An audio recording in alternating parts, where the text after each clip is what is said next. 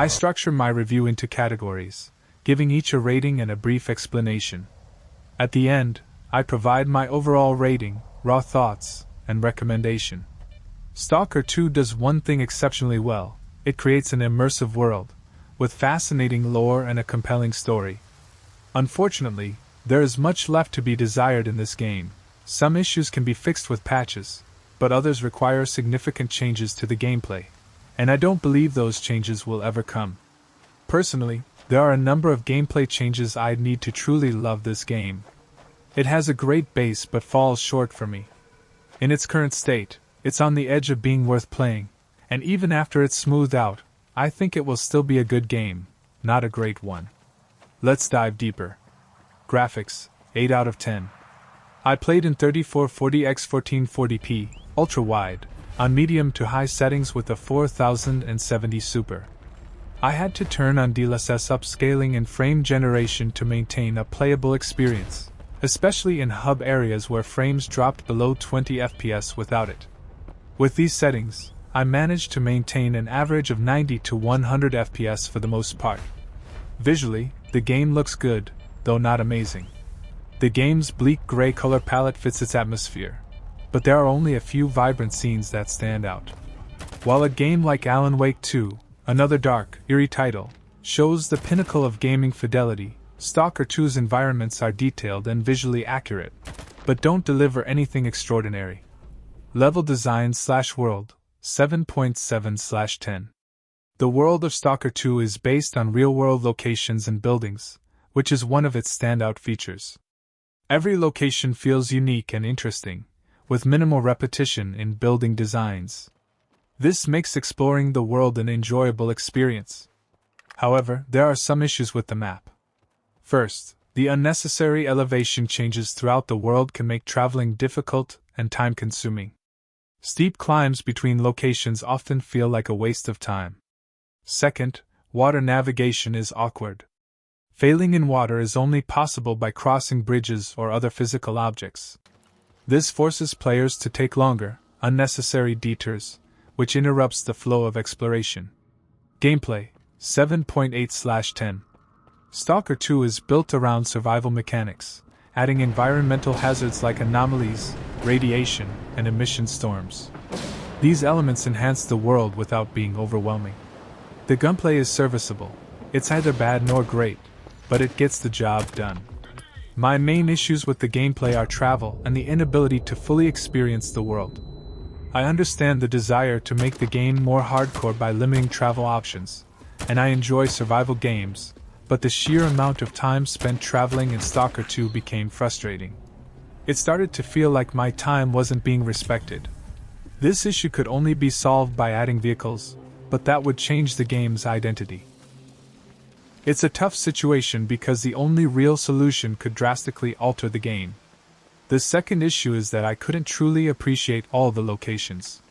While the game excels at creating detailed environments, I found myself rushing through them to complete quests and move on to the next objective. As someone who enjoys exploring and uncovering hidden lore, it was disappointing to feel pressured to skip over areas to save time. While the size of the world may appeal to some, it felt too large, especially given the slow pace of travel. Missions, 9.2/10. For a survival first-person shooter, Stalker 2's missions provide a solid experience. Most quests follow a standard formula: talk to an NPC, fetch or kill something, and return. While this formula isn't groundbreaking, the missions are well integrated into the story, map, and lore, and they feature some impressive cutscenes. The ability to make decisions in certain missions adds player agency, which is a welcome feature. Enemies/bosses, 7.6/10. The enemies in Stalker 2 don't contribute much to the gameplay experience. Human enemies are uninspiring, with dumb AI and little variety, just different gun types and basic tactics. The mutant enemies have some creative designs, but they lack the satisfaction that comes from a more dynamic combat experience. The few boss fights I encountered were unique, but still not memorable. The game supposedly includes an AI 2.0 system, but it hasn't been fully implemented yet. This is something the developers need to address with a patch. Characters, 7.6/10. While Stalker 2 has a lot of characters that add to the story and lore, there isn't enough time in the game to develop any of them fully. There are familiar faces from the original Stalker game, but to truly understand the characters, you need to research them outside the game. In-game, there's little opportunity to form a connection with anyone. Story/direction, 9.4/10. The story of Stalker 2 is its saving grace. It's complex, intriguing, and exciting.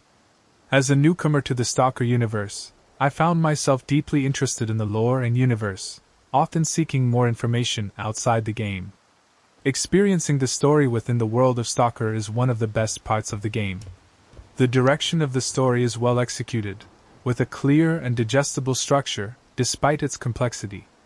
In-game items and notes help expand on the universe and provide additional context, making the story even more engaging. Ending, 9.6/10. Without giving anything away, Stalker 2 offers multiple endings based on the player's choices. The ending I experienced was exciting, climactic, and satisfying. Looking up the alternate endings was also enjoyable. The story and ending are definitely the strongest aspects of the game. Soundscape and soundtrack, 7.8/10. The sound design is standard, nothing particularly outstanding, except perhaps the storm sounds, which help build atmosphere. The soundtrack, especially during cutscenes, is intense and adds to the emotional impact of those moments. Lore/universe, 10 out of 10. Although I'm new to the Stalker series, I can say that Stalker 2 does a fantastic job of pulling you into its lore and universe. The game leaves you wanting more, and I'd be interested in playing other titles in the series to explore the world further. Pace/length, 8.2/10. The length of a game is very subjective. Personally, I've started to prefer more condensed experiences. Stalker 2, with its 45-hour playtime, is right on the edge of being too long for me. The exhaustion primarily comes from the excessive traveling. If the game had faster travel options, I would have had a much better experience with its length. For players who want to explore everything the game has to offer and don't mind the slow travel, it could easily deliver 100+ hours of content. Difficulty, 7.2/10. As someone who enjoys challenging games, I found Stalker 2's difficulty to be unbalanced. I started on the hardest difficulty but had to lower it to the second tier. Stalker. Even on this difficulty, I found myself questioning how most players could enjoy or even complete the game. Without high-end gear and consistent, well-timed headshots, the game becomes unnecessarily difficult. Some endgame missions feel almost impossible, with enemies dealing one-shot kills even with the best equipment. The difficulty needs further tweaking. Technical, 2 out of 10. The technical state of Stalker 2 at launch was disappointing. The game is riddled with bugs, graphical issues, and stability problems. For some players, it may be nearly unplayable. I encountered quest bugs, NPCs disappearing, random freezes, and significant frame drops.